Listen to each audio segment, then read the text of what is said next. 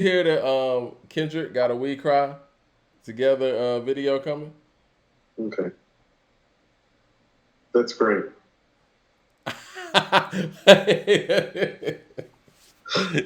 Well, you're not anticipating the Oh, I'm sorry. video. Am I supposed to be more excited about it than I am about the song? You get what I'm saying? Yeah, I Yeah. mean, Okay. I guess what are we gonna expect in this video? Everything to play out like a play should. Honestly, the screenshot that I see, and I'm gonna put it on the screen for the people. Yeah, this kind of does look like a play, I and the told you. fact that the person that is actually on the song with him is actually an actress and not a rapper. So that kind of gives it away in that point too. I think we're probably gonna get a video for that. Somebody dumb it down said nobody cares. Oh, y'all are harsh. I'm gonna tell y'all this, man. A lot of the songs that I gave high marks on this album, and I think I said it even when we did the breakdown, probably not gonna listen to like that. But the only song that I do listen to, excuse me, and I did give high marks to, Silent Hill. I like the song, and a lot of people don't even like Silent Hill like that. I like Silent Hill. It's getting mixed reviews. So let's. When something is great, even if you don't know exactly what you're listening to and understand everything that you're listening to, or if it's even too abstract or too deep, when the music is truly great and truly classic, you know, Mike, and I'm going to give you an example of if you know moment since it's Daytona's That should anniversary. be a segment. If you know, you know. Right. The ultimate if you know moment for hip hop fans is that I pulled up Pitchfork's review of Supreme Clientele this week. Mm-hmm. Do you know what Pitchfork gave Supreme Clientele when it came out? I don't know, man. No, listen to this. Pitchfork gave Supreme Clientele a perfect rating. Oh, They gave Supreme Clientele a 10. Because when an album is truly a classic, when it's truly masterful, you don't even have to be within the genre or even know what you're doing to hear how brilliant or masterful it is. Pitchfork gave Supreme Clientele a 10. Half of us within this culture didn't know what the hell was Ghostface talking about on Supreme Clientele when it came out, and we gave it a 10. But the people outside the culture recognize the same thing too. Stop making these albums that are fives and sixes and sevens seems like tens. This is no Supreme Clientele going on where we're about to appreciate it more. No, when Supreme Clientele came out, it's like, I don't quite know everything that's going on, but I'm pretty certain it's the next shit. 10. I think people are saying that because there's some people here who don't really love the album, and there's some people here saying here comes the Kendrick hate.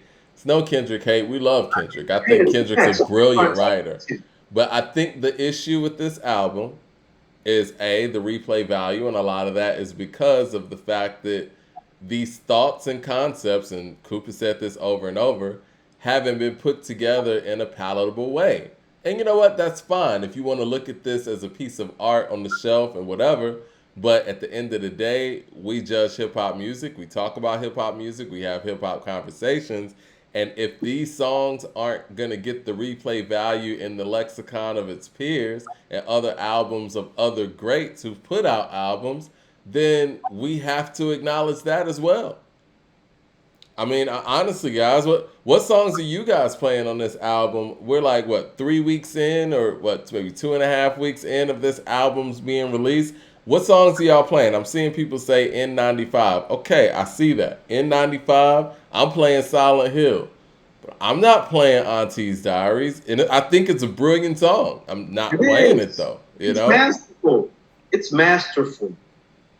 It is. it It's is. beautiful. It's brilliant. It's masterful. I like Worldwide Steppers. I'm not playing that. Mike, Supreme Clientele came out 22 years ago. When you cut it on, doesn't it still excite you? Yeah. When Nutmeg come on, don't you get excited? Yeah, when one comes on, like we at the weed gate waiting for Jake, we bought 8 ravioli bags, two thirsty villains belling belly aches, heavyweight ride riders. Whew. Talking Pulling the about kids from dead the sweat. ghosts. You the only nigga I know like when the cops home, you never hide your toast, nigga. They started mad shit. CBL, ice water, metallic. See what he's talking about? He's talking about Cuban Link. He said, Shit's guest star crazy. CBL. different links, ice, water, metallic. Like, stop that. You know, if you know, you know. I'm Crash gonna give through, you break the another example. I'm gonna glass. give you another example. When you hear Common on the intro to B, and then you hear the corner, Mike, come on. Yeah. The corner's People vicious. stop with this crazy talk. It's Okay, crazy to Savior. call this I hear album. people playing. I can see people playing Savior. The NBA's playing Savior. I How seen can, Savior get played as some highlights. how can you have heard Supreme Clientele and B and say that this album is a classic? How can you hear Good Kid, Mad City or A Beautiful Dark Twisted Fantasy? I'm keeping everything 2000 and above now because people keep saying, I'll keep on saying, get off my lawn. I'm going to make Supreme Clientele the barometer. Even Pitchfork, people know how I feel about Pitchfork. Even Pitchfork realized that Supreme Clientele was a 10. Count Me Out has replay value. People are saying. Crown. I like Crown. Yeah.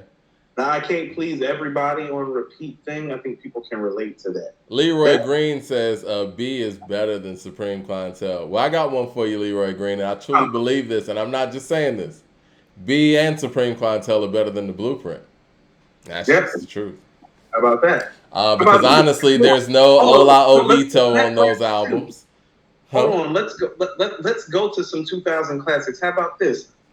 B, Supreme Clientele, The Blueprint, Get Rich or Die Trying, all supreme to this shit. Hold on, for whatever I feel about 50. Hold on. For whatever I feel about 50, I listen to Get Rich or Die Trying before I listen to any Kendrick album not named Good Kid, Mad City. Put that down too. I'm listening to that before. No, I listen to Get Rich or Die Trying too. I'm not gonna back up on my sentiments, but I still feel like it's a super abbreviated catalog that's mostly centered around Get Rich or Die Trying. But as far as what it's centered around, oh no, that shit is as toward the force and as good as a rap album you'll find in the 2000s. As a matter of fact, the only albums that I think are succinctly better in the 2000s are B and Supreme Clientele. Leroy, I got to be real with you. And I think I said this during the last broadcast. How do I say this? And I say this respectfully. You know what? I'm just going to say it. The Jay-Z retirement was Jay-Z ducking the 50 wave. Get Rich or Die Trying came. Jay was like, you know what? Let me go ahead and retire real quick. And that cooled off a little bit. Boom. Came right back. Mad Max with the super chat says, man, that album was a dud. I actually like We Cry Together when I first heard it. I'm not bumping it like that, though. It's two people shouting, Kendrick dropping a dud, carry on, Kendrick Perkins voice. Nas the GOAT says, Shay Noir food for thought. I'm still bumping that. Me too. I'm bumping the Shay too. Ryan Gillum says, I played Kendrick's album for a week and went right back to Vince Staples' album, Ramona Park Broke My Heart. Ramona Park is dope. You shouldn't feel forced to listen to a rap album because the rapper is great and the songwriting ability is high. You have to want to listen to it. You have to enjoy listening to it. And that's where 50 wins in spades on Get Rich or Die Trying, and even Pieces of the Massacre. It's like, oh, is he Nas or Jay on the mic? Well, he never been that. Can't be that on his best day. But do we know how to write a song or make a song? Yeah. What do you think of my theory? I don't mean to interrupt you, man. What do you think of my theory that Jay-Z's retirement was to avoid the onslaught of the numbers that he saw 50 was about to do? I don't think it was just about the 50 thing. I think it was about the fact that he wasn't prepared to go through a phase of him not being the thing, because also too. Well, that's a direct reflection of how big 50 was. Well, no. I was actually about to say I think that had more to do with Ye clicking on his heels and him looking across the hallway at 50. It can feel like the wall's closing, and it's like, well, the dude that was making beats for me is closing in for me. The dude that was talking about me coming for me. No. And so well, hold on. I'm gonna stop you because chronologically, College Dropout didn't drop until like February of 04. He had already announced his retirement for the Black Album November of 03. You're right, though. He was pushing back, or him and his staff were pushing Ye's album back further and further and further until Ye started putting out his own stuff. Mike, don't tell me somebody as thirsty as him wasn't listening to Spaceship and Jesus Walks and All Falls Down in 2 words. Jay's ahead and get him high. Jay's ahead. Yeah. Jay seen what was coming. Jay's ahead. Jay, and here's what Jay realized too, and here's probably why he fell back, and it's probably more about Ye. He realized by catching the state property Philly wave, he missed Ye's wave, and by the time he wanted to catch it, it was too late. And that's what Watch the Throne and all that is about. He had to wait for Ye to come around and want to catch a wave with him because Ye and 50 and Wayne shifted this game somewhere else after the whole Nas and Jay thing, because even towards the end, what was keeping Nas and Jay viable And DMX, because we don't talk about numbers and people who were shifting shit. Yeah. and DMX. X had been shifted it. X had been shifted it. This is after X had already shifted. You're talking about after. Okay. This is, as a matter of fact, this is when X is actually starting to lose steam. Is when 50 and Kanye's Ascension is actually when X is losing steam, because that's, and then there was X, which has some stuff. It's just not hitting you like the first two. That coincides right along with 50 and Kanye. So that's just Jay reading his cards right. And here's what really happened. He didn't want to go back to that guy in 96 and 97 that had to play the background to Big, into Nas, into Pac. Well, numerically... He left the No Way Out tour because he couldn't deal with that. No, you're right. LP with the super chat says most of those streams was people trying to like it. That's hilarious. That's true. That's why I'm saying you shouldn't have to force yourself to try to listen to something over and over again to see if you like it because you know the artist is great. That's not how it goes. That's why it's like when people talk about like Street's Disciple and the Untitled album, it's like, okay, that's Nas dropping as much knowledge as you'll ever find. Put them albums somewhere in the middle. Because the dude that's on It Was Written in Illmatic and Stillmatic and God's Son and Magic and King's Disease too. No, he's a superior rapper and he's not dropping as much knowledge because when you want to drop knowledge, until you can show me how to make It Takes a Nation of Millions to hold us back consistently or America's Most, you get what I'm saying? Like, it's not about the play. Like, it's hard to do. Yeah, it is hard to do. Understand how hard it is to be on that level of songwriting and for people to want to listen to it. Ryan Gillen with the super chat says, "We Cry Together is creative, but it brings back way too many traumas from my childhood. I can't go back to that song." LP with the super chat says, "Jay got back in, I guess, riding." He said riding.